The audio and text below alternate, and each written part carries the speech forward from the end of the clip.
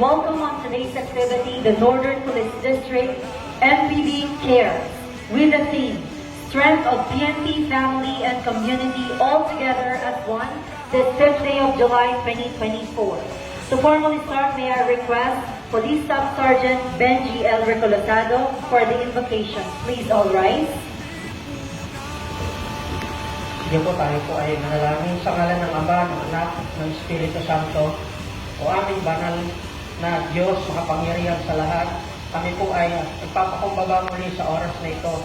Nagpapasalamat po dahil dahil ay kami po ay binigyan nyo ng pagkakataon sa ganitong activity na kami ay magbigay ng tulong sa aming PNP personnel, lalo-lalo na sa mga recipients na makakatanggap po ng nebulizer. Patuloy nyo pong gamitin ang decal para sa ganitong activity at patuloy nyo rin pong gamitin ang bawat isa sa amin. Dalangin po ang mga kaligtasan ng bawat isa at ilayo nyo sa anumang pong sakit na pwedeng lumako sa amin. Salamat po, Ama. Ito po ang aming dalangin sa banal na pangalan ng iyong anak na Jesus. Amen. Please be seated. Now let's move forward with the welcome remarks.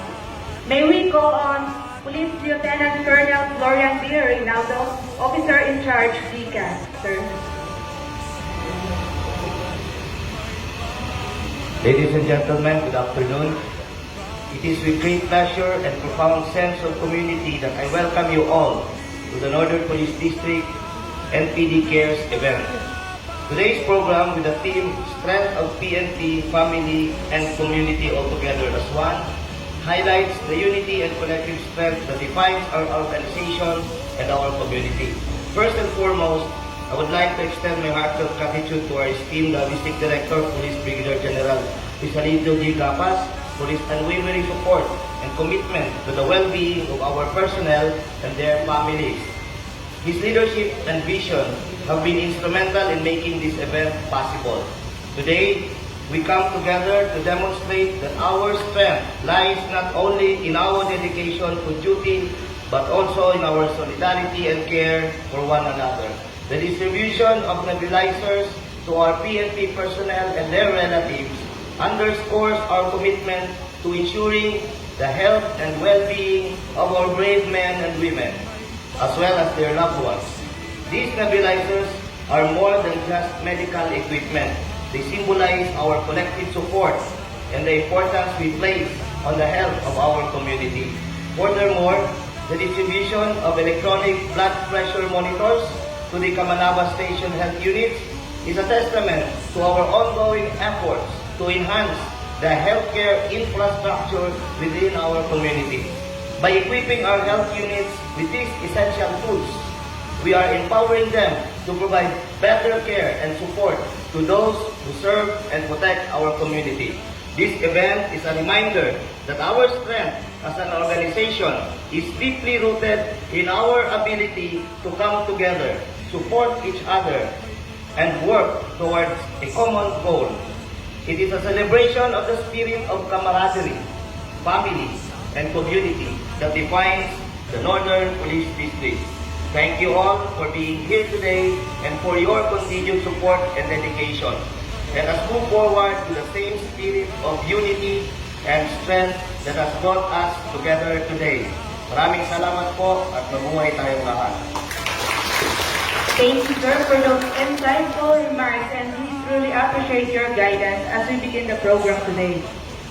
Once again, may I request Officer in Charge, DCAS, Police Lieutenant Colonel Florian B. Reynaldo for the presentation of beneficiaries, sir. Yes, sir. Before I present I would like to acknowledge the presence of our officer in charge, our DDDA, Police Colonel Erosito M. Miranda, sir. Our OIC CDS and D2, Police Colonel Alex C. Daniel. And D6 pa. And our Chief of Police of Navotas, Police Colonel Mario Cortez. To our Chief Operations, D3, Police Lieutenant Colonel Jojo Irinco. And the rest of our officers officers present. Good afternoon, everyone, once again. It is with great honor to present to you the 25 beneficiaries of nebulizer and 4 blood pressure monitor for today's activities, NPD Cares with the theme Strength of PNP, Family and Community all together as one. A round of A applause. round of applause. Please be seated. About to be assisted by other police officers. For our first beneficiary, Mrs. Rowena M. Pizon, the mother of patrolwoman Sarina Janine M. Pizon, 53 years old with asthma or asthmatic condition. Palakpakan po natin.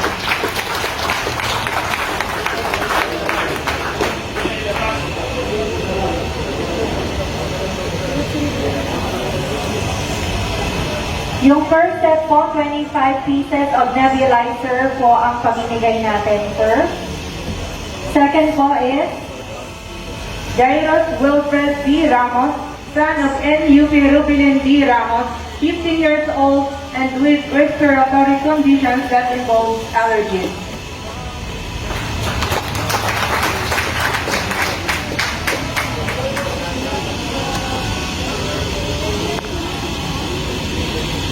Next would be Mr. Virgilio S. Cabanis Sr., father of Police Staff Sergeant Virgilio M. Cabanis Jr., 75 years old, shortness of breath.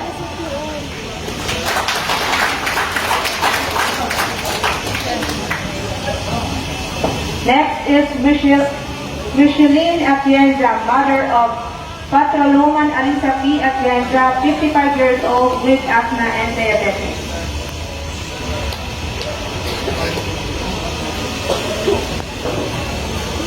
Next is James Rad Ayadi, son of Secretary Joy A. Bertin, 2 years old with asthma.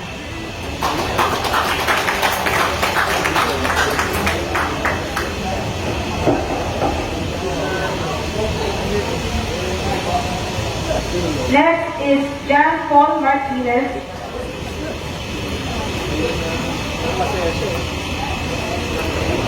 nephew of Police Corporal Paula Jane Martinez. Next is Ezekiel Jaivin Lao, grandson of NUP Jocelyn A. Lao.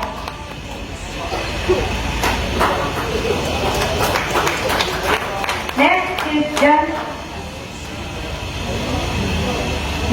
John Raisin Hatchak, son of NUP Rachel B. Hatchak, 19 years old with asthma.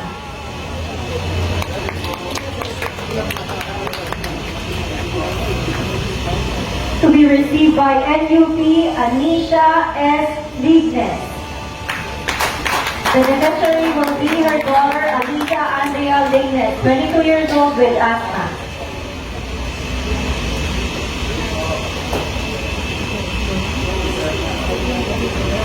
Next beneficiary will be Dennis S. Otuhan III, grandson of Police Major Dennis A. Otuhan.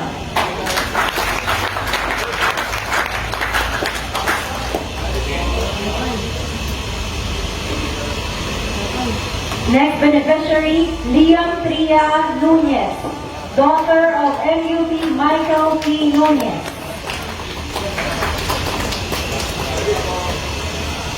Next beneficiary will be Condita Baluloy, mother of PCMS Leia Baluloy.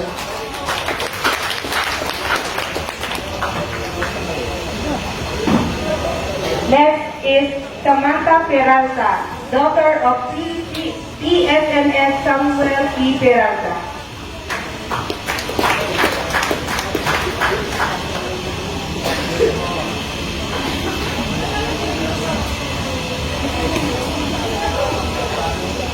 Next is Zed Andre Liaban, son of PSSD Joey S. Liaban.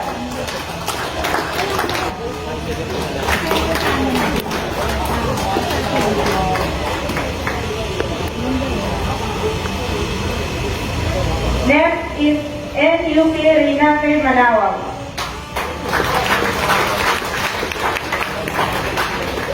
Next beneficiary, Marl Joteo D. Bagayan, son of SSD named Dominic A. Bagayan.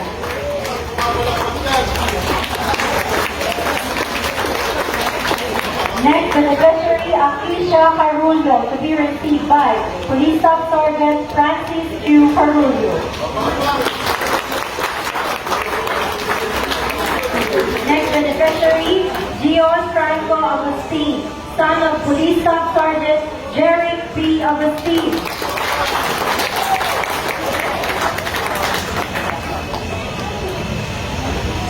Next beneficiary, Devin G. Manlapa, son of SSG Joanne G. Manlapa.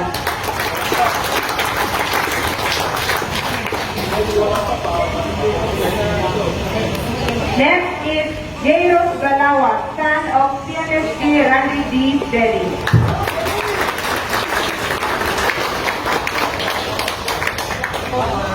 Next will be Ray Christoph Donato, daughter of Patrolman Jezebel Donato.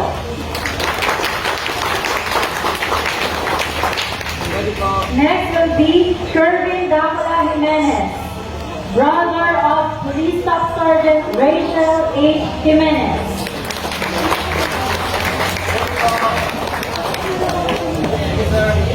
And the last for the nebulizer will be Ken Ronald Sayag.